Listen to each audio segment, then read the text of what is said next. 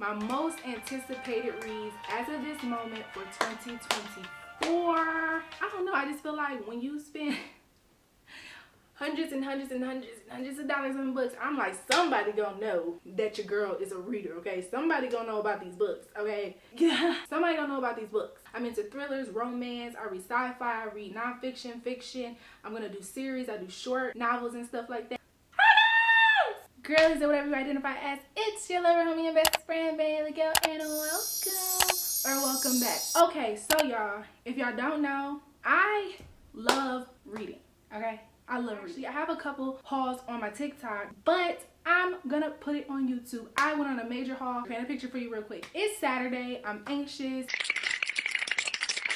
I'm in the midst of moving. If you saw my vlogs, I've been in the process of packing. So I decided on Saturday, because Saturdays are my self-care days, so I just kind of do what I want. And I wasn't like in a super spa mood, but I was kind of anxious. I was overwhelmed. I got all this stuff going on, starting new projects, work-related things, hitting some markers to be almost like on that tier of monetization on YouTube and things like that. So it's been a lot going on. So Saturday, self-care Saturday, your girl's just chilling in the house. Somewhere to go later that day, you know what I'm saying, or whatever. But my anxiety is really high. You've been busy, your mind is cluttered.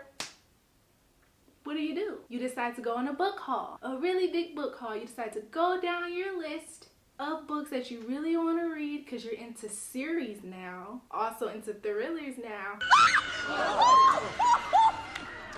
Lord, I'm having a heart attack.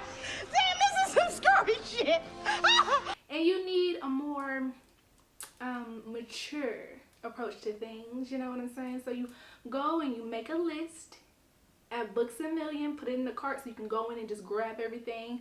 Oh, but they don't have one of the books that you really want. So now you gotta go to Target and find it, and it's there. That's gonna be our special guest book, okay? The way I unclutter my mind is with books. I'm always telling all these stories and all this other stuff. So reading a story, it helps me kind of put my focus into a different dimension, different story or whatever. So I decided to do that. I didn't record. I was gonna, because I've been vlogging a lot lately, but I didn't vlog my trip to the bookstore. It just, my anxiety was so high, I just couldn't. I couldn't even do the whole, I'm just gonna browse and find stuff. No, it was literally like, what's gonna help my anxiety is actually making a list of the things that I really want to do, and then just going in and knowing exactly what I want. I feel like if I would have went in and just been browsing, my anxiety would have been even higher because I probably wouldn't have known which ones I wanted to pick and stuff. But this list is a great list, okay? My actual TBR, if y'all follow me on Goodreads, which I'll just find it and put it up. On Goodreads, my TBR is over like 600 books, so obviously I'm not gonna do that right now. I'm giving you like my immediate TBR, the things that I plan to read ASAP, at minimum within this year. So yeah, that's what we're gonna do. We're gonna go through my most anticipated reads as of this moment for 2024. Y'all are gonna love this content. Why? If y'all have been here, it's all about mental health and things like that. Reading is a beautiful habit. As I've become an adult, I've loved reading so much. I used to only read fiction books. Is it fiction? No, I used to only read nonfiction, a lot of The Body Keeps the Score, a lot of that stuff, but I've really found a love in reading with like actual characters and things. Shout out to BookTok, YouTube, Goodreads. It's an app called Likewise. I use Fable. There's a Discord for this app called Bookly, and I use another app called Bookly where you can time it and put in your thoughts and stuff, because I know I've been seeing a lot of people use Notion for their notes. I'm not there. I'm not doing all that. So yeah, I just really want to share this before I just started busting down and reading books and stuff like that, which I might, you know, start putting more bookish content. Maybe I just start doing hauls here. Why? Because it's 2024, and as we going up, we want to share our experience, but we also want to share our hobbies and stuff like that. So I'm just throwing everything on this channel because it's my channel. So anyways, make sure if you like this kind of content, if you want to see the books, if it sounds like something you're interested in, go ahead and like, because that helps me out a whole bunch. I really appreciate it. And we're about to get into this video. Okay, y'all, so I have books and books and books, and then we have our mystery books. I'm also gonna go over the most anticipated that are in my Kindle, because I do have a Kindle. Shout out to the Kindle girlies. Books that I plan to either read on Kindle but are still part of the list that I'm probably gonna read on Kindle. So some of them are not gonna be physically here. I'll pop them up on the screen. So let's go over series first. So after reading Dear Amelia, I'll pop it up. After reading Dear Amelia, which are fairly short books, I've been obsessed with series. Now they kind of replace TV shows for me, so I'm really into my like series era. So let's go over the books that have trilogies, series, you know, that have multiple books in the universe or whatever. First one, The Naturals. Okay, cold cases are about to get hot. 17-year-old Cassie Hobbs is a natural at reading people. Piecing together the tiniest details, she can tell you who you are and what you want. But it's not a skill that she's ever taken seriously. That is until the FBI comes knocking. FBI, open up! Okay. They've begun a classified program that uses exceptional teenagers to crack infamous cold cases, and they need Cassie. What Cassie doesn't realize is that there's more at risk than a few unsolved homicides, especially when she's sent to live with a group of teens whose gifts are as unusual as her own. Soon it becomes clear that no one in the Naturals program is what they seem, and when a new killer strikes, danger looms close. Caught in a lethal game of cat and mouse with the killer, the Naturals are going to have to use all their gifts just to survive.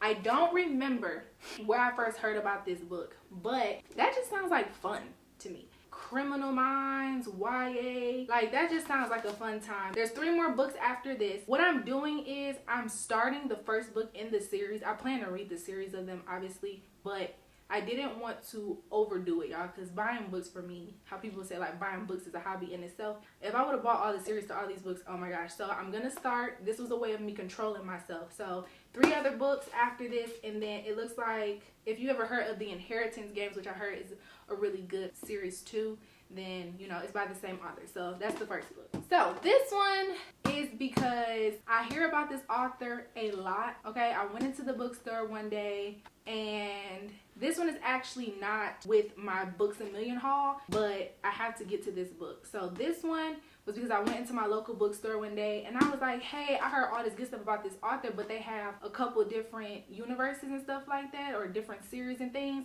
I was like, which one should I start with? Because I read sci-fi and fantasy and stuff like that, but I've never read one that was super big on world building. I tried to read, I had to DNF it. Oh my gosh, what is it? Because the trigger warning was not there for the book, and I just could not do it. Oh my gosh, what is the name of that book? Hold on, y'all. Oh, okay. Ice Planet Barbarian. Hey, what's going on? And I can do a separate video. I kind of talked about it on TikTok. I initially liked the world building, but I didn't know there was a spoiler here. There's some essay in there, and I just thought I was caught off guard. And it's not even that I have a huge problem with, I have a problem with it, but if that's gonna be in the book, of course you need a trigger warning, but also if that's gonna be in the book, I need it to display like it is an issue. I feel like it was deemed as like not an issue because it was like a non-human man. It was weird, y'all. I didn't like it. So I was recommended that book, which kind of made me weary on the book clerk that recommended me this next book, but I'm still gonna give it a shot. It is A Court of Thorn and Roses by Sarah J.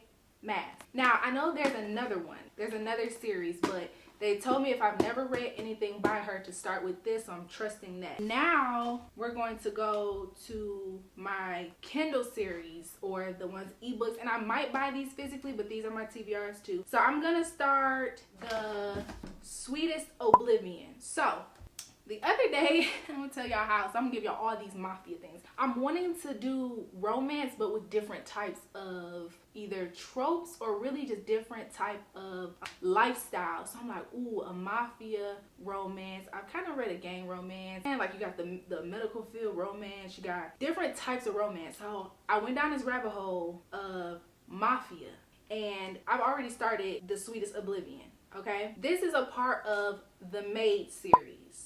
So with the Sweetest Oblivion, it looks like there's 3 books, and what I've been doing is not even reading the whole like synopsis of a book. I'll read the bold part that you can find on like Amazon or something, just like a little tiny little bit of it, or some little quotes or something like that. because I feel like it makes reading more fun for me when I do it that way. So the Sweetest Oblivion says here, she's a romantic at heart, living in the most unromantic of worlds. Nicknamed Sweet Oblivion for her docile nature, Elena smiles on cue and has a charming response for everything. She's the favorite daughter, the perfect mafia principessa. Now all she can see in the mirror's reflection is blood staining her hands like crimson paint. They say first impressions are everything. In the murky waters of New York's underworld, Elena's sister is arranged to marry Nicholas Russo, a made man, a boss, a cheat, even measured against mafia standards. His reputation stretches far and wide and is darker than his black suits and ties. After his and Elena's first encounter, she realizes he's just as rude as he is handsome. She doesn't like the man or anything he stands for, though that doesn't stop her heart from pattering like rain against glass when he's near, nor the shiver that goes down her spine at the sound of his voice, and he's always near, telling her what to do, making her feel hotter than any future brother-in-law should. So it says that you can read it as a standalone, but there's 3 books. So I'm gonna read the first one that the author made, 2 and 3. But there's a quote. This quote is what made me pick this book. I said I'll never hurt you, Elena, but if I find out you touched another man, there's nothing in this world that could save him. We love a protected man. Like, as long as he's not in there being super crazy mean to her, I hope it doesn't go that route. So yes, actually, let's knock out all the mafia romances I plan to read. Okay, next mafia-like romance I want to do is Brutal Prince. And that is an enemies to lovers mafia romance. So I don't think I've ever read enemies to lover. The trope that I hate the most is like a miscommunication. It annoys me. That's by Sophie Lark. This one is a part of the Brutal Birthright series. This is book 1 of that, and it looks like there's 6 books. I'm so excited because if I love the first book, oh my gosh, I'll have 6 books to read. So it's a 6-part series. Let's see what this one is about here. The Griffins and the Gallows have been battling for control of Chicago's underworld for generations. Their bitter rivalry reignites when Ida, the youngest and wildest Gallows sibling, crashes a party at the Griffin mansion, accidentally setting fire to the library, disrespectful, to stave off all-out war. Her father arranges a marriage with Callum Griffin, eldest son and heir. Cold, ambitious, and brutal, Callum is determined to tame his headstrong bride. Ida is more than capable of giving as good as she gets, starting with poisoning Callum on their wedding night. So the fact that she poisoned him, which means that she's not going into this light and dainty, she's going to be a firecracker, okay? That's why I wanted to read the book. Also, the quote that got me, it's actually 2 quotes that made me pick this book. If you ever talk to my wife like that again, I'll empty that clip in your chest. That's the first one. Then the other one is, you're mine, Ida. Callum growls in my ear. And y'all, when they do those little things, I be hearing the growl. I will make the growl. Oh my gosh. Ooh. Okay. You're mine, Ida. Callum growls in my ear. I'll kill anyone who tries to touch you. So yes, we're going to read that series. The next Mafia series we're going to read is Bound by Honor. Bound by Honor is the Born in Blood Mafia Chronicle. Born into one of the leading mob families in Chicago. Another Chicago one. That's ironic.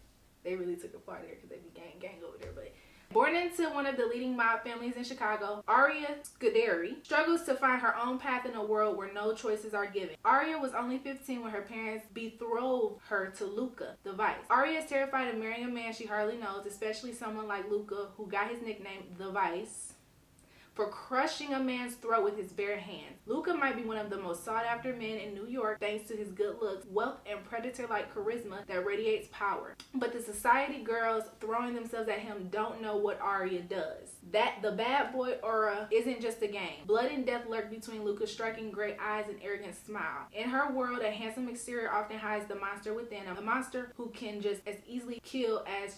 What? A monster who can just as easily kill as kiss you. The only way to escape the marriage to Luca would be to run away and leave everything she's ever known behind. But Aria can't bear the thought of never seeing her family again. Despite her fear, she decides to go through with the wedding. Aria has grown up among predators like Luca and knows that even the most cold-hearted bastards have a heart, and she has every intention of working her way into Luca's. Like, reading the little quotes and stuff, it seemed like it's gonna be a little spicy.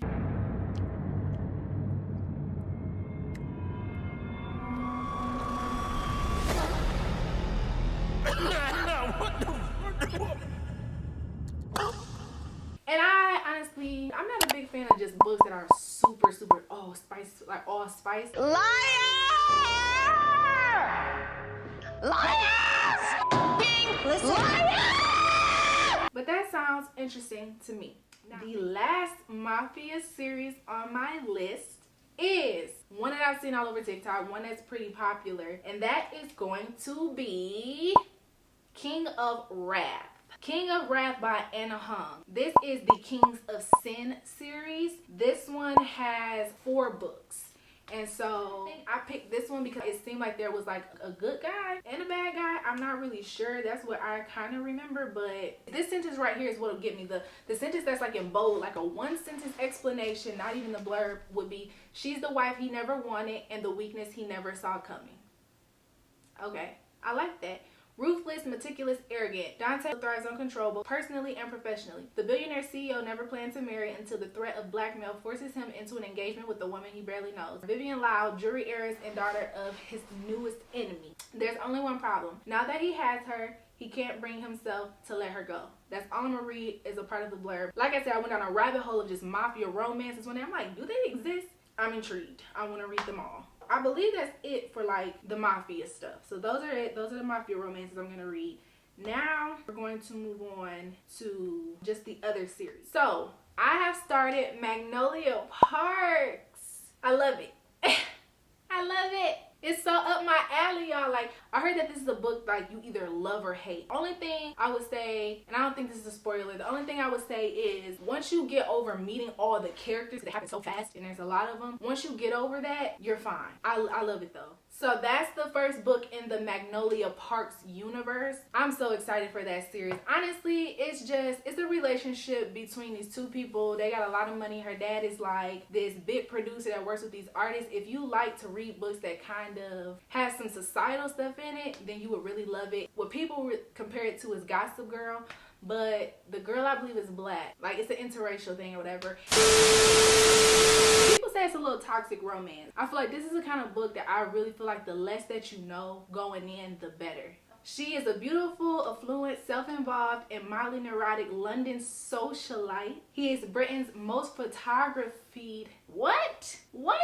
Most photographed. He is Britain's most photographed bad boy who broke her heart. Magnolia Parks and BJ Valentine are meant to be, and everyone knows it. And the covers, the old covers are so beautiful. The new ones don't bother me as much as they bother other people, but I feel like I'm gonna love it so much. I'm gonna end up getting it in paperback. That's all. I don't even want to really tell y'all too much. She just be dating other people. They say to keep him at bay, and then he sleep with other girls to get back at her for it or whatever. But if you like the socialite aspect, like I love a good socialite book. I like socialite stuff, period. So if you like that mixed with some Gossip Girl and it's in London, if you're into fashion, Miu Miu, Chanel, all that stuff, you would really love it. So this is really up my alley. I can visualize it so well. So I can't wait to finish that. I started the first book. That is a series that I'm super, super excited about. We interrupt this program to bring you a special report. Next series is going to be Love Redesign. And it looks like it's only 2 books. Lakefront Billionaires. And from what I remember, it's about billionaires and some romance and interior designing. I like reading stuff where there are billionaires involved and millionaires. Like, I really like that. I don't know why. And then I heard that this specific author is a really good author. And so I kind of just went through her catalog, and this is the one that I picked. So, if I ever caught on fire, Dahlia would fan the flames with a smile. This is from Julian. Let's start over. Julian, if I ever caught on fire, Dahlia would fan the flames with a smile. So when she returns to Lake Wisteria, I fully intend to avoid the interior designer, at least until my meddling mother exploits my savior complex. The faster I help Dahlia find her creative spark, the sooner she will leave town. But while I was busy getting rid of Dahlia, I overlooked one potential issue. What's that issue? What happens if I want her to stay? Dahlia. People say the devil has many faces, but I only know one. That's crazy. Julian Lopez, my childhood rival and family frenemy. I vow to steer clear of him while recovering from my broken engagement, but the billionaire makes an irresistible offer. Renovate a historic house together and triple our profits. Our temporary truce becomes compromised as we face years worth of denial. What? Our temporary truce becomes compromised as we face years worth of denied attraction and mixed emotion. Giving into our desire is inevitable, but falling in love, that isn't part of the plan. I like that it seems that it's Hispanic characters by the last names. I love that. I just like when they mix up a whole bunch of stuff. It's amazing. So yeah, I don't know, that just sounds nice to me because decorating. I believe Lauren Asher is a part of the fine print, right? Which is Dreamland Billionaires, which I do want to read. But when I looked up, again, all her stuff, I feel like Love Redesigned is the one that I gravitated toward most. And then that way, excuse me, if I can get through that, I'll probably continue to stay. When I like an author's writing too, or just like an author, I'll stick with them. So if that goes well, then I'll go ahead. This is a caveat. If I really enjoy the Lakefront Billionaire series, I will go ahead and read the Fine Print Billionaire series. And from what I remember, that is about like the granddad, all the sons in the will, and in order for them to have access to it or something like that, they must follow exactly what he said in his will, even if that's like falling in love and stuff like that. And I think that's a pretty cool concept. So I'm actually, let's just add that to the list. So that's that. Those two series by Lauren Asher. It's a series I started by Colleen Hoover, the Hopeless series. So that's another iffy for me. So I'm saying these are absolutes, but the Colleen Hoover series, the Hopeless, I do want to get back into that, but it's not immediate. So that's like on my, you know, once I get through all of these, I'll hop on that. But I did start that series too. So next in the series is going to be The Return.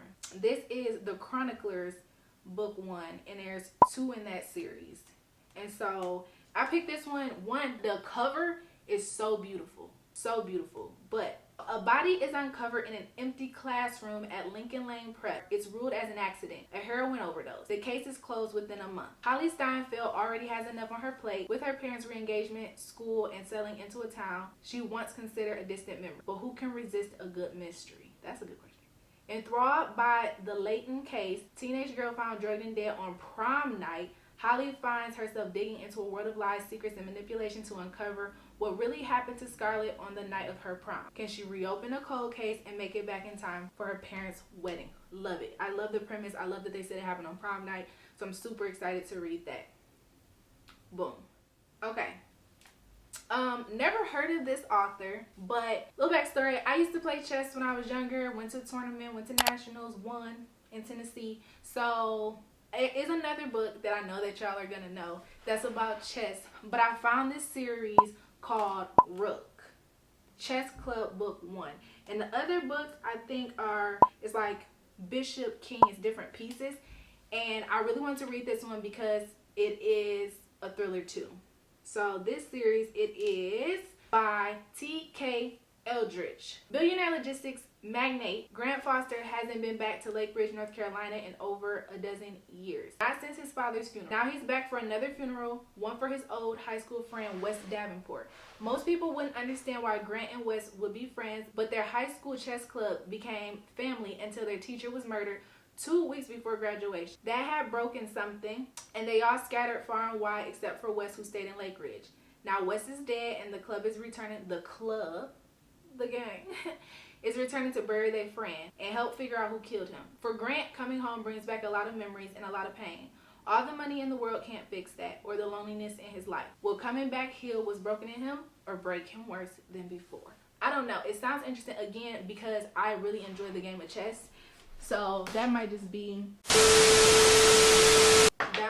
why I find that so interesting.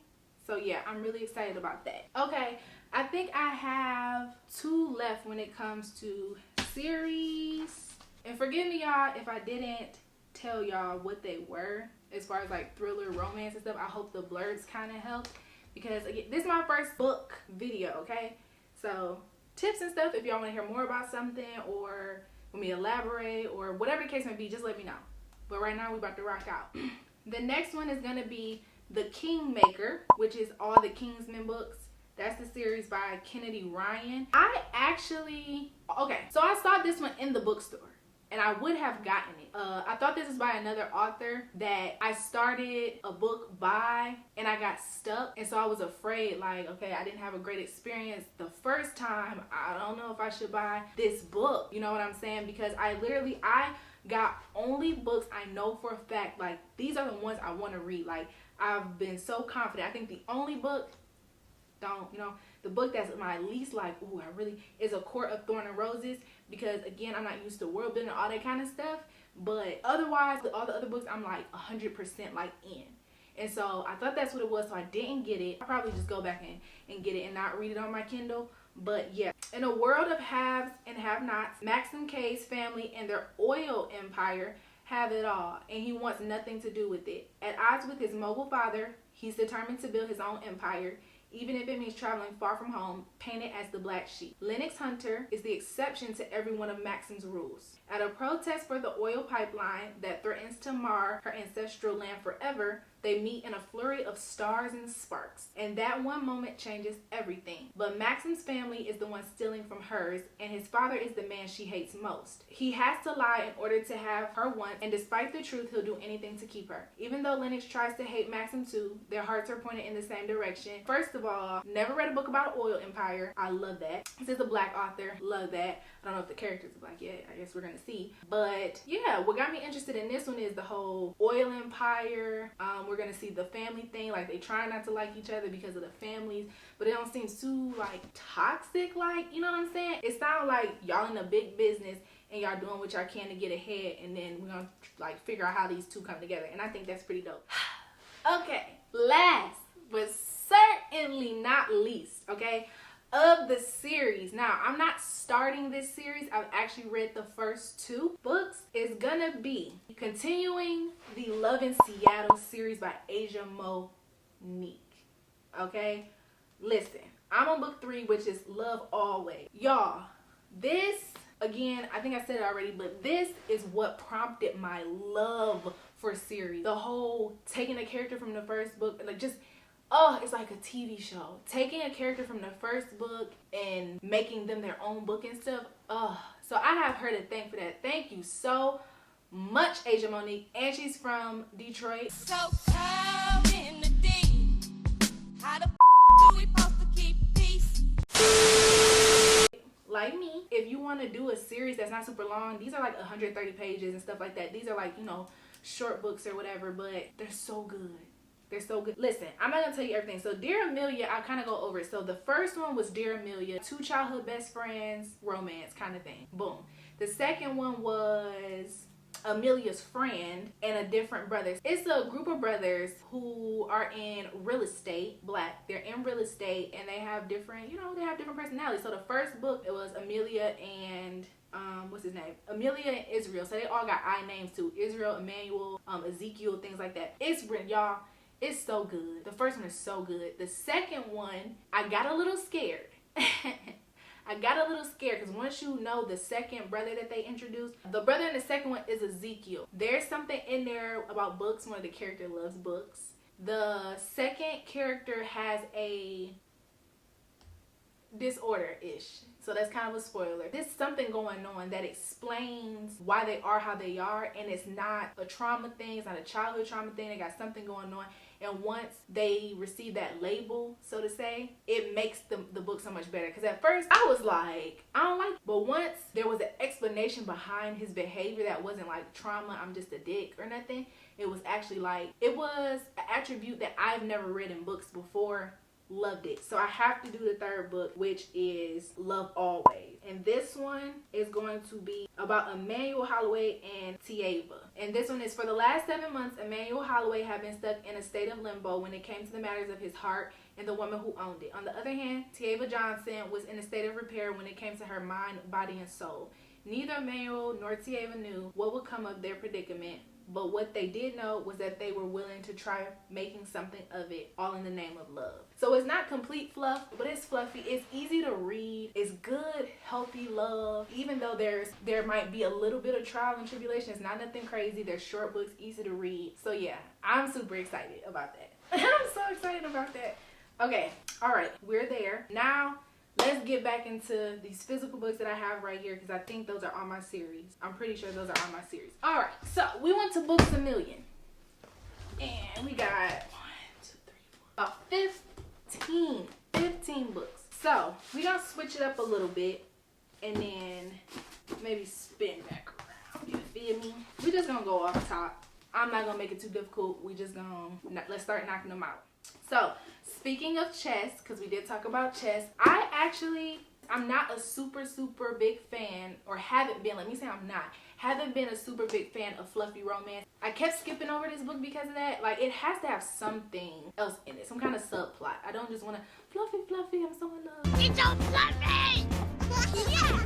Like, I don't know. It just doesn't seem appealing to me. But I heard great things about this author, great things about this book, and the fact that it has chess in it is what sold me. That's gonna be, y'all knew, Check and Mate by Allie Hazelwood. Okay? It better be in the camera. I can read a little bit of it. It says, Mallory Greenleaf is done with chess. Every move counts nowadays. After the sport led to the destruction of her family 4 years earlier, Mallory's focus is on her mom, her sisters, and the dead-end job that keeps the lights on. That is until she begrudgingly agrees to play in one last charity tournament, and inadvertently wipes the boards with notorious king killer Nolan Sawyer, a current world champion and reigning bad boy of chess. Nolan's loss to an unknown rookie, that's a pun because you got rooks in chess, shocks everyone, especially Mallory. What's even more confusing, his desire to cross pawns again. I love it. It's corny, but I love little puns because it's like, instead of cross paths, it's cross pawns, the pawns in chess.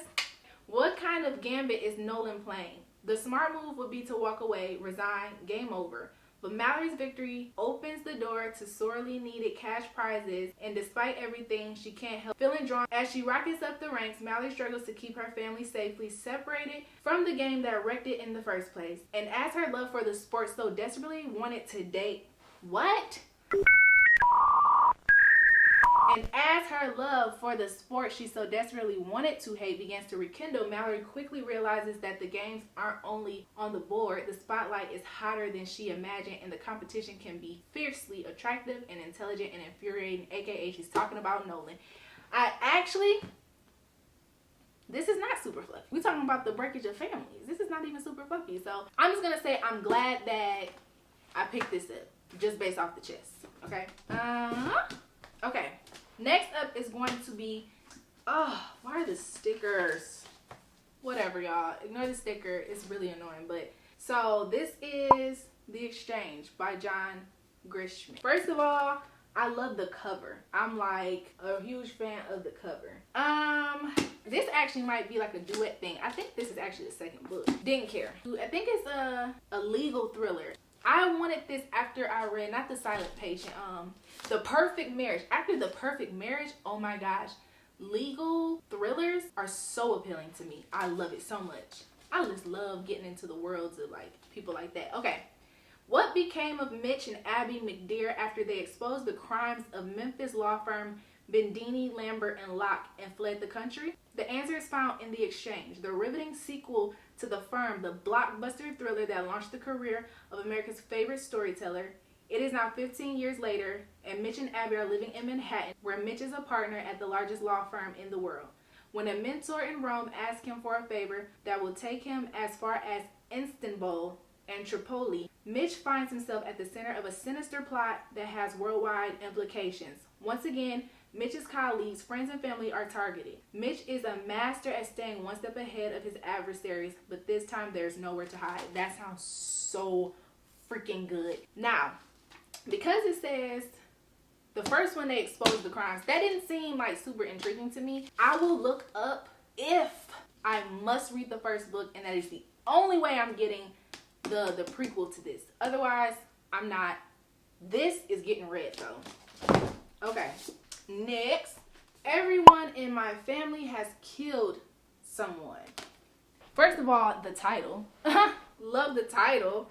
The blurb on this one is actually what got me. I haven't seen anybody talk about this book. Just like the Exchange, I hadn't seen nobody talk about it. So this, I haven't heard nobody talk about it. I was really intrigued by the title because I'm really in my thriller bag these days.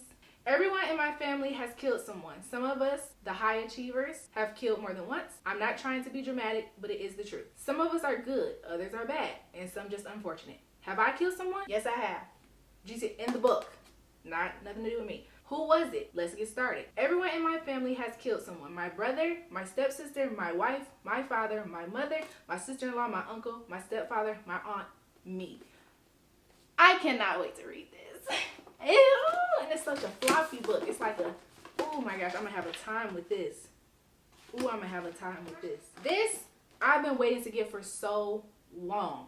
It is The Paris Apartment. If you're on Book Talk, you've heard of it, probably on BookTube by Lucy Foley. I've never read this author before, and shout out to the lady at Books A Million, because with this one, she was like, have you ever read anything by her before? And I was like, no. And I love when people give suggestions. Like, we were in there when I was in the bookstore, literally, y'all. I had my whole list. Me, it was her and another guy. We were like running around. I was like, I need this book, this book, this book. And they were like really helping me. Oh, yo, look, real quick. With everyone in my family has killed someone, when I read this title to the guy, he looked at me, he was like, is that the name of the book? And he looked so relieved when I was like, yes. Oh, I am scared. Everybody was okay, sorry, I died here. I'm gonna have to get through these because my camera. But yeah, everybody was dying laughing when he asked that, because they were like, what? Like, you thought she was just coming up here and exposing her life like that?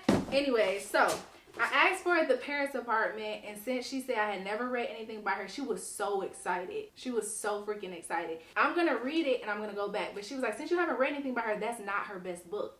I said, okay, bring me the best book. She brought The Guest List. Now, I went on my TBR and I did have this on there, right? So I was like, it's in the stars. It's in the stars. Just get the book. So, The Paris Apartment and The Guest List, I'm gonna read these and then I'm gonna go back and tell her how I felt. Instead of just getting The Guest List and having to pick one, I just couldn't.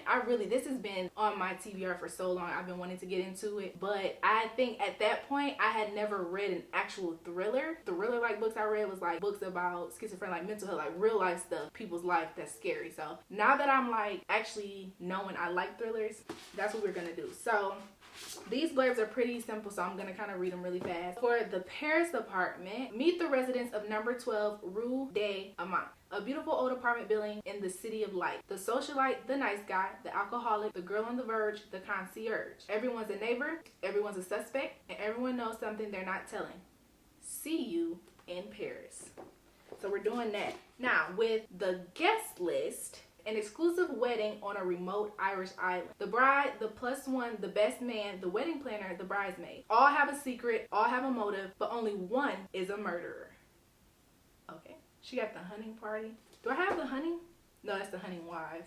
Okay, so that is that. When she brought me this book, I didn't even read what it was about. Her excitement and me trusting this blurb and the cover, I don't know, I like this right here, but I literally did not know what this book was about until just now. I was like, oh, the guest list, so some guests, they die. So actually, I'm super excited about those two. And then, if they go well, we get the rest of Lucy Foley's books. All right. This one, I have seen cause so much chaos. So I haven't read any reviews. I haven't read any takes. I always see it and people say it's her worst book. People either hate this book or they love it. Me personally, when I read the blurb, and I've only read one book by this author, but I do have multiple that I haven't gotten to, I was like, I'm gonna get it because I read a romance book by her. She made a thriller. I'm gonna read it. Even if it's bad, it might be like good bad. Verity.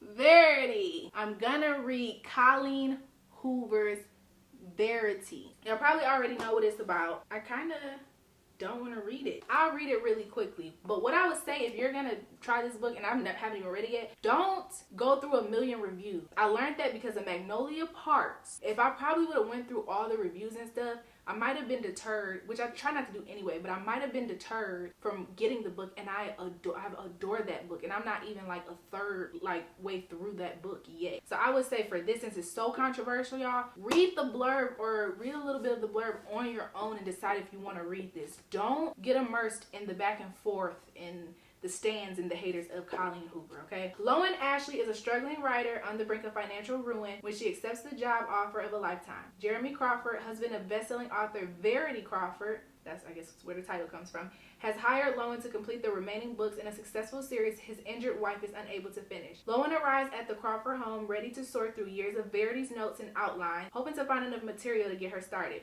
What Lowen doesn't expect to uncover in the chaotic office is an unfinished autobiography Verity never intended for anyone to read. Page after page of bone-chilling admissions, including Verity's recollection of the night her family was altered forever. Lowen decides to keep the manuscript hidden from Jeremy, knowing its contents could devastate the already grieving father. But as Lowen's feelings for Jeremy begin to intensify, she recognizes all the ways she could benefit if he were to read his wife's words. After all, no matter how devoted Jeremy is to his injured wife, a truth that is horrifying would make it impossible for him to continue loving her. How would you know that? Okay. Cool. That's that. I'm actually excited to read it because even if I hate it, which I just feel like I'm not, I feel like it's one of them books that maybe is going to be bad, but not like, I don't know. I'm ready for that. Back to my other list. Next would be The Fury.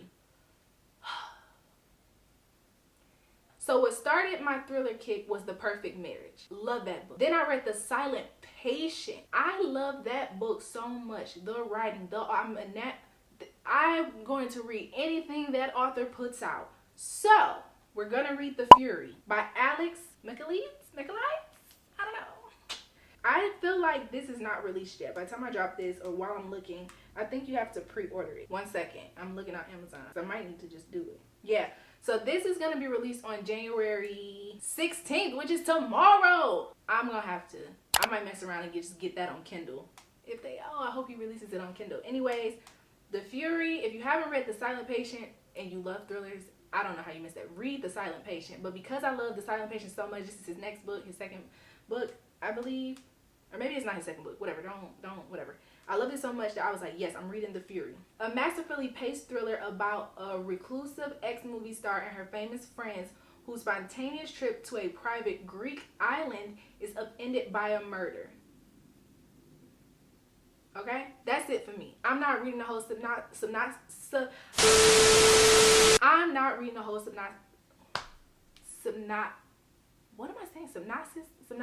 I'm not reading the whole blurb. Oh my gosh. That right there hooked me, and just his chef's kiss writing in The Silent Patient. That's enough for me.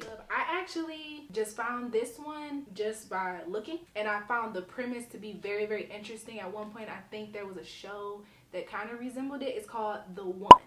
So, if I'm not mistaken, it's about like a scientific experiment where they pick the one for you by scientific standards, and it breaks up homes. It causes a whole bunch of chaos. A simple DNA test is all it takes. Just a quick mouth swab and soon you'll be matched with your perfect partner. The one you're genetically made for. That's the promise made by Match Your DNA. A decade ago, the company announced that they have found the gene that pairs each of us with our soulmate. Since then, millions of people around the world have been matched. Test results have led to the breakup of countless relationships and upended the traditional ideas of dating, romance, love. Now, 5 very different people have received the notification that they've been matched. They're each about to meet their one true love. But happily ever after isn't guaranteed for everyone, because even soulmates have secrets, and some are more shocking than others.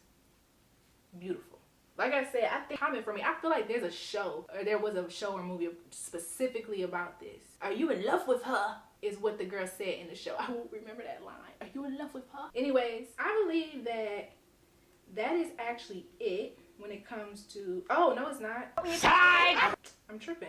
Next, we have The Spy Coast by Tess Gerritsen. I believe it's about a spy. Obviously, right? Silly me. This one I picked because I've never read a story about this. I believe it's set in like the snow. I'm sorry y'all, this is actually a part of a series, but I wasn't like, ooh, I want to read the series. This has been on my thing for a while now. So a retired CIA operative in a small town Maine tackles the ghosts of her past in this fresh take on the spy thriller. So she's a former spy, went to Maine, and she wants to put the past behind her, but a body turns up in her driveway, and she knows it's the message from her previous ops, you feel me? Her circle of friends that's in the CIA, they're gonna help her figure it out pretty much. Next thriller I actually have 2 books from this author. So the first one is The Good Lie by A.R. Torrey, I believe. Yeah, The Good Lie. We're about to knock these out. The Good Lie by A.R. Torrey. I think this has something to do with therapy. I think this has something to do with a psychiatrist And after reading The Silent Patient, I was like, yes. 6 teens murder, a suspect behind bars, a desperate father, and a case of the shadowy, the truth is easy to hide. Psychiatrist Dr. Gwen Moore is an expert on killers. She spent a decade treating California's most depraved predators and unlocking their motives. Predators much like the notorious Bloody Heart serial killer, whose latest teen victim escaped and then identified local high school teacher Randall Thompson as his captor. The case against Thompson as the Bloody Heart killer is damning and closed.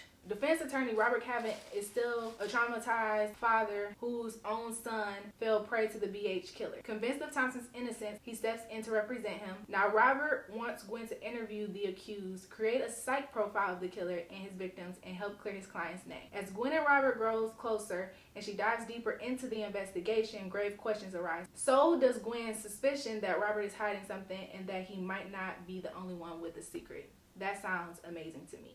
The next book, because I know now that I like thrillers with affairs, I learned that from A Perfect Marriage. This book is going to be A Fatal Affair by A.R.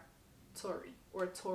Stars, lovers, liars, killers. This is Hollywood, and everyone has a part to play. We got a girlie you can't decide between men. So, actress Nora Kemp loves 2 men. One is Hugh Iverson, a philanthropic movie star who gives Nora security and respectability. The other is Hugh's twin brother, Trent, a Hollywood bad boy who brings out Nora's wild side. When Trent and an unidentified woman are found dead on the Iversons' Beverly Hills property, more than Nora's and Hugh's reputations are at stake. An investigation suggests murder, suicide, but there's more to the crime that first meets the eye. I'm actually going to stop the blurb there. I think that is a good gist of it. I feel like giving too much is giving too much. So yeah, I actually have never read a book where the female character is, going back and forth between brothers. I've heard about that before. Never read it. So we're going to see. And they twins. So, all right. Ooh, my legs are starting to hurt. Next, I know y'all love her. I know the community, TikToky, love her. So, I was hearing a lot about this author, and I am going to read the other book, but I'm more excited to actually read this one. And that is going to be Never Lie by Frida McFadden. I'm actually scared to read this one, okay? Because it gives more horror to me, which I have a book by Stephen King that I've never read, and I don't know. What's that book? The Silent Patient gave me some little nice, not so nice dreams too. So I'm a little scared to read Never Lie because this is about, I'm sorry, y'all love them. The Housemaid is the other book that y'all love, or people love by this author so much. And they have other stuff like The Coworker, I think The Inmate, things like that. But The Housemaid was on everything. So I researched the author because I didn't want to get into it because of the hype. Sometimes the hype is too much, so I chose this, but I went and saw which one would I be more intrigued in. It's about these newlyweds are searching for the house of their dreams. They move into this house. It used to belong to a psychiatrist. Again, I love books that are about psychiatrists and stuff. Owned by this psychiatrist who had vanished or whatever, and then they find these tapes. I'm getting like, ugh, eerie just talking about it. I don't even want to go deeper than that. Excited, but scared. That's that. Now I'm about to knock out the rest of these physical books, and that is it. We're getting into our non-fiction books. This book I picked just because I don't know. It just seems so intriguing to me. I don't know why. It was just something about reading it. I love the artwork. It just seemed like it gave me a poke into somebody's life that I just never would have met or something. I don't know. It just sounded interesting to me. And I found this on my own. It is A Gentleman in Moscow. I love that cover. I'll read it, I guess, because I don't really know how to explain it. When, in 1922, 30-year-old Count Alexander Rostov is deemed an unrepentant aristocrat by a Bolshevik tribunal, he is sentenced to house arrest in the Metropole, a grand hotel near the Kremlin. An indomitable man of erudition and wit, Rostov must now live in an attic room as some of the most tumultuous decades in Russia's history unfold. Unexpectedly, the Count's reduced circumstances provide him entry into a world of emotions, discovery as he forges friendships with the hotel's denizens. But when fate puts the life of a young girl in his hands, he must draw on all of his ingenuity to protect the future she deserves. Hailed for its humor, intrigue, and beautifully rendered scenes, this singular novel casts a spell as it relates the Count's endeavor to become a man of purpose. So actually, I am corrected. It's a novel. This is not nonfiction. This is fiction. But it gives the vibe of nonfiction. It's like when somebody is telling a story in character form because they don't want you to know it's really about them. That's what this is. I feel like that's beautiful. I love reading stories every now and again that are men focused. I like men authors. I'm loving men authors too. I don't know. This just seems really interesting to me. So I'm excited about that. This one that's been on my list for a long time. A long time. Now we're getting, let me make sure. Let me be sure. Now we're getting into nonfiction, okay? The 1619 Project. It says on here something about Hulu original series. I'm not gonna watch it. I want to read the book first if I ever even watch it. So I'm just gonna read the blurb for this one. In late August 1619, a ship arrived in the British colony of Virginia bearing a cargo of somewhere between 20 and 30 enslaved people from Africa. Their arrival led to the barbaric and unprecedented system of American chattel slavery that will last for the next 250 years. This is sometimes referred to as our country's original sin, but it is more than that. It is the source of so much that still defines the United States. The New York Times Magazine's award-winning 1619 Project reframed our understanding of American history by placing slavery and its continuing legacy at the center of our national narrative. This new book substantially expands on that work, weaving together 19 essays that explore the legacy of slavery in present-day America with 36 poems. I love a poem. I write poetry, and works of fiction that illuminate key moments of struggle and resistance. The essays show how the inheritance of 1619 reaches into every part of contemporary American society, from politics, music, diet, traffic, and citizenship to capitalism, religion, and our democracy itself. This book speaks directly to our current moment, contextualizing the systems of race and caste within which we operate today. It reveals long glossed over truths around our nation's founding and the way the legacy of slavery did not end with emancipation but continues to shape modern American life. I am very picky when it comes to reading books about race. I'm not sure why. I don't know if it's the sadness of it, but I'm excited to read that. Alright, y'all, I got a memoir, and when I say I'm actually so excited, like, okay, when it comes to being a socialite, when you used to watch this show with her friend, some of the best television. She was in some of the best reality television. I am so intrigued because we didn't know what her real voice sounded like. We found out it was completely opposite. I love a good memoir. Somebody was like, why do you want to read her memoir? And I don't know, I like her. You know what I'm saying? The idea of her, I don't know her personally. So the memoir that I have to read, if nothing else, because I don't have any other memoirs, is Paris. This is Paris Hilton's memoir. I feel like that's it. I'll read a little bit of, you know. A million meanings in a single name. Aries, party girl, problem child, selfie taker, model, cover girl, reality star, self-created. These are labels that have been attached to Paris Hilton by others. Founder, entrepreneur, pop culture maker, innovator, okay? Survivor, activist, daughter, sister, wife. These are roles Paris Hilton embraces now as a fully realized woman. I'm gonna eat this up. I know I'm gonna eat this up. So good on that. Okay, we're gonna get into some productivity books. So first one is Ali Abdaal, Feel Good Productivity: How to Do More of What Matters to You. He is, what I know of him is, I think he went to med school, was a doctor, transitioned, was doing like productivity content, transferred over into like full-time YouTuber. Disclaimer, I am not big on self-help books. When it comes to self-help, to me, productivity is self-help. Like Atomic Habits, I love that book so much. This is somebody that seems honest to me. So when he came out with a book, I was like, I'm just gonna get it. I'm just gonna get it. It's just that simple. If you don't know him, look him up on YouTube. That's it. I got The Creative Act, A Way of Being. Okay? I actually don't remember. I'm not gonna lie. This has been on my TBR for a long time. I went to Barnes once. I actually don't remember. Let me see. I don't remember what it's about. I think it's about being creative though. It's by Rick Rubin. It's something my spirit is in this book. I can't wait to get into this. Let me see if I can read a little bit. The object isn't to make art, it's to be in that wonderful state which makes art inevitable. That's a bar. So it talks about everyone is a creator. These are some of the chapters. Everyone is a creator, intention, creativity, awareness, the unseen, looking for clues, habits, seeds, nothing is static, self-doubt, distraction, greatness, success, connected detachment. That sounds really good. Openness, 24/7, staying in it. Why make art? Let it be.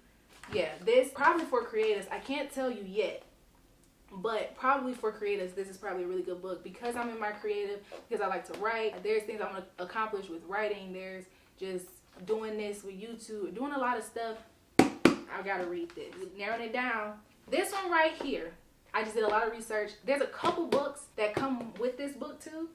I don't necessarily know if it's a series. It's like a package thing. I don't know how nonfiction works in that way. I actually gifted this to somebody. I did it at some point because they created music. However, again, being a creative, getting into my flow, trying different things, figuring things out when it comes to this, I decided to get Still Like an Artist by Austin Kleon.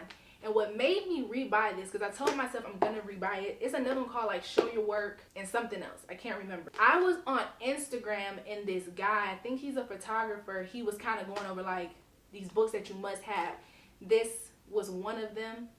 And I was like, I gave up this book, realized I wanted it again, almost stole it back.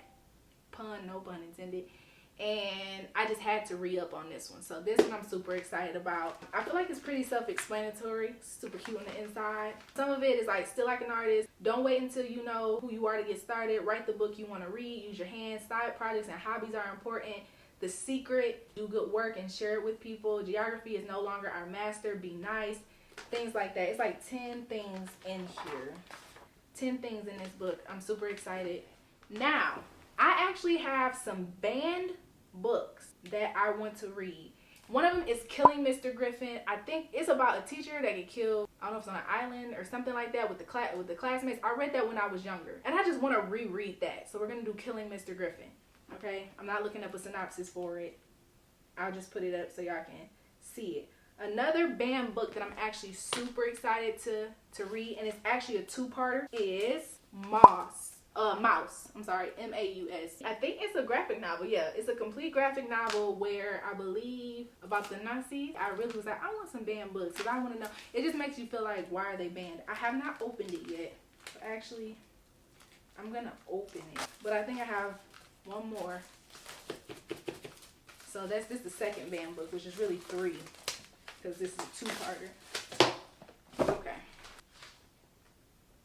So that's what it looks like. That's what the first one looks like and the second one. So you got these two. That's what the second one looks like. So yeah, it's pretty much about a survivor of, it's a Jewish survivor of Hitler's Europe, and it's a graphic novel. And I think that's so dope that it's a graphic novel. So that's gonna be cool. The last banned book that I have right now at this moment that's on my list is called Choke. And give me a moment because I don't remember what it's about. It's like sometimes like you just know, like the titles and stuff sit on your spirit if you're a reader, although I cannot tell you what it's about at this moment. So we're gonna find it because after this is a surprise book. It's called Choke by Chuck Palahniuk. I'm not sure if I said that right, but this is one of the banned books too, and it's Victor Mancini, a medical school dropout, is an anti-hero. Okay, I had to get my daughter. All right, where were we? Victor Mancini, a medical school dropout, is an anti-hero for our deranged time. Needing to pay elder care for his mother, Victor has devised an ingenious scam. He pretends to choke on pieces of food while dining in upscale restaurants. He then allows himself to be saved by fellow patrons who, feeling responsible for Victor's life, go on to send checks to support him. When he's not pulling a stunt, Victor cruises sexual addiction, recovery workshops for action, visits his adult mom, and spends his days working at a colonial theme park. His creator, Chuck Palahniuk, is the visionary we need and the satirist we deserve. So I believe that was, that's literary fiction, but that was a banned book. And I think I looked on Barnes & Noble when it came to books that were banned. Okay, so those were all my stuff from Books A Million too. All the physical books y'all saw. And by the end, y'all, I ended up signing up for a membership. When I tell you, I don't even know what the membership is. It supposedly saved me like $12. If I spend that cash money like that, I deserve to be a member. Although I'm like paying. It's like we're paying for the country club. If you are like a reader, girly, or guy, you know what I'm saying? It's a club. This is a club. So I joined. Now, for the special book, the book that I couldn't find anywhere, y'all. I had to look at different Targets, different Walmarts. I didn't want to get it on Kindle. I don't know why I wanted to get it on Kindle. Something just said get it in paperback. I don't know why. Because I might end up getting stuff, like I'll end up getting stuff on Kindle if I want to finish it that way, whatever. The special book that I couldn't find anywhere ran around, that was the cherry on top of my Saturday self-care that made it, that I had to go searching for. So excited. Y'all know The House Across the Lake by Riley Sager. I'm so excited to read this book. It's been everywhere. TikTok, YouTube, Instagram, everywhere. The House Across the Lake by Riley Sager. Shout out to that Target. And this was the last one. I got the last one. Okay, I'm gonna read it off. And this is it, y'all. It's a familiar psychological thriller structure until everything changes. A page-turning climax. Be careful what you watch for. Casey Fletcher, a recently widowed actress trying to escape a streak of bad press, has retreated to the peace and quiet of her family's lake house in Vermont. Never been to Vermont. I love this. Maybe I'll go. Armed with a pair of binoculars and several bottles of bourbon, she passes the time watching Tom and Catherine Royce, the glamorous couple living in the house across the lake. They make for good viewing. A tech innovator, Tom is powerful, and a former model, Catherine is gorgeous. One day on the lake, Casey saves Catherine from drowning, and the two strike up a budding friendship. But the more they get to know each other, and the longer Casey watches, it becomes clear that Catherine and Tom's marriage isn't as perfect as it appears. She all in their business, okay? What she doesn't realize is that there's more to the story than meets the eye, and that shocking secrets can lurk beneath the most placid of surfaces. I'm so excited to read this. This was like the most splendid thing to find on my self-care Saturday. I cannot wait. Super, super duper excited to read this because it's giving me the vibes. Y'all know the show I'm talking about with Kate. No, not Kate Stewart. The woman from across the street that's looking in the house. Y'all know what I'm talking about. That show, that's what this book is giving me. Didn't like the ending to that show, but that's kind of what this is giving me. And I really, y'all know what I'm talking about? The woman in the house across the street that's looking over drinking wine. The woman in the house across the street from the girl in the window. Yeah, that's what it's called. The woman in the house across the street from the girl in the window.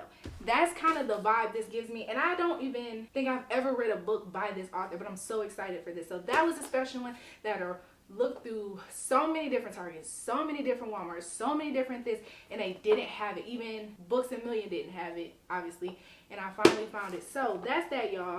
So this is my habit. I hope that there are more people that really get into reading in 2024. If you would ask me like a year ago, I could not have seen myself reading sci-fi and all this kind of, I could not have just, I've had books, I had a bunch of books last year, but I feel like I was going just based off of a lot of recommendations and vibes. Once you start reading, you realize what kind of reader you are, what kind of writing you like, what kind of tropes you like, and things like that. And it becomes way more enjoyable, where I feel like in the past, I still probably read those books, but I have a lot of books. I just feel like I was kind of buying it more off of reviews, more off because I didn't know what kind of things I liked to read. And now I know what I like to read, and so I'm super freaking excited. I hope that y'all read more in 2024 going forward. If you guys have like your most anticipated reads, tell me. Just give me like one. What's the one book you know you have to read? If you want to give me more, give me more. I'm super excited. I may just go ahead and make an extensive list. Maybe I'll just keep dropping the books, you know what I'm saying? Because this was pretty cool. This was a pretty cool video. I'm not gonna lie, to like shoot. I literally was like, I cannot read these books until I make a video. Like, somebody gotta see all these books. So I hope y'all enjoyed. Thank you so much for watching. Thank you so much. I'm gonna have one more step till we get monetized. I feel like I said that already, but I got the subscribers up. I appreciate y'all so much while I'm trying to figure out what to do with the channel. Just doing things that I really enjoy and not things that are so heavy sometimes. So I appreciate y'all. Find y'all some good habits in 2024. This is one I just really enjoy that happens to, like, I don't know. And if y'all want to read together, we can set that up. Y'all, let's just do our big one in 2024. So if you liked the video, if you enjoyed, please go ahead and like the video. Of course, it helps me out a whole ton. I appreciate y'all. If y'all are returning, if you're new, go ahead and subscribe. Like, comment, subscribe. Make sure you turn the notification bell on to get notified when I post. You know, do all that good YouTube stuff that y'all know how to do. Most importantly, share. Until next time, bye, best friends.